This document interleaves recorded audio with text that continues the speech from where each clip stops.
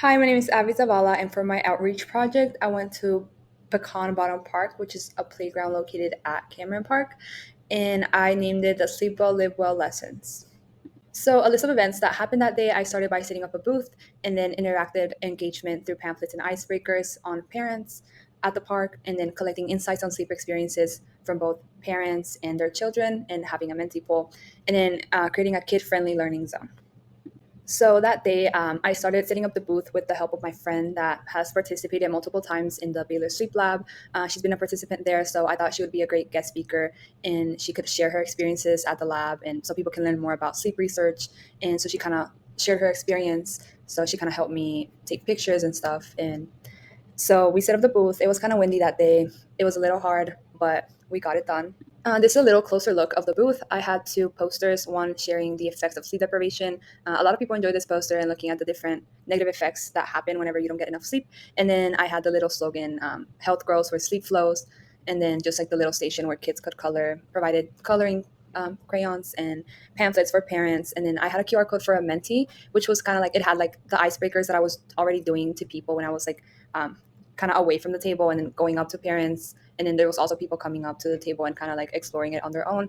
And then I have another different QR code that was just like the pamphlet, a QR code to the pamphlet for people who didn't want like a paper copy.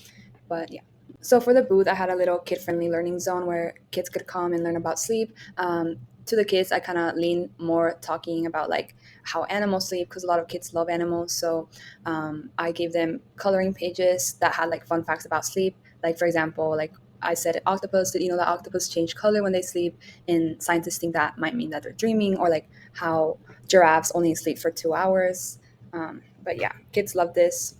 So it was a really busy day at the playground. I reached about 75 different people from diverse backgrounds, different languages, different ethnicities and ages, ranging from 4 to 80 years old. I saw a lot of sleep differences between adults and younger kids, or adults sharing that their teenagers tend to like sleep in. The duration of interaction was about from 1 to 7 minutes, sometimes a little more than that. So my lasting resource for parents was this pamphlet where I shared Dr. Scullin's sleep challenges that we have tried in class ourselves. I thought it would just be a good idea for people who haven't taken a sleep class before to try these challenges and see how their sleep might improve. I shared a little, like on the pamphlet, you might see how I shared who Dr. Scullin was and his research in sleep, and then the little sleep challenges they could try at home. The lasting resource I made for kids were coloring pages where I shared some facts about how animals sleep. The kids really enjoy this. Some of them wanted to take some home. I made sure to make a lot of copies and then just like sharing these facts and implanting that idea that sleep is good. Kids love learning about this. And yeah. Some of the lessons that I took away from doing this project, literally all the adults that I talked to, every single one of them had an issue with sleeping, either not getting enough sleep, or they just like said they couldn't sleep, or some said, "Oh, I can only get 5 hours a night." They shared that it was because of the fact that they had kids, or because of their job, or some people work night shifts. And then multiple people found it really interesting that there was a sleep lab here in Waco, and then they were even more interested in the possibility of being a participant. And then some parents learned that their infants or teenagers sleeping long hours was completely normal. This father told me that his infant slept about 12 hours, and I was like, okay, that's completely normal. And then he turned to his wife and he was like, see, I told you it was normal. And yeah, it was fun learning from people. And then some of the changes that I would do would be like including a pamphlet in Spanish for the people who don't speak English, trying to reach a wider audience.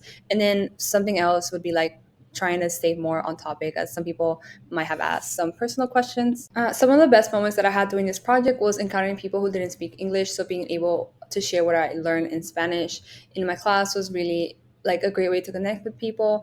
And then seeing people's faces light up whenever I said Baylor offered a class about sleep. A lot of people were like, "Oh, I wish I could take a class like that." And then people showing great interest in being a research participant, just like bringing awareness into like what you can gain from being a research participant, or like how important research in sleep is. And then seeing people's interest in that was really good. And then children running up to me and being excited to color and learn about sleep was a really good experience. And I had a great time sharing with my community the importance of sleep. But thank you for listening.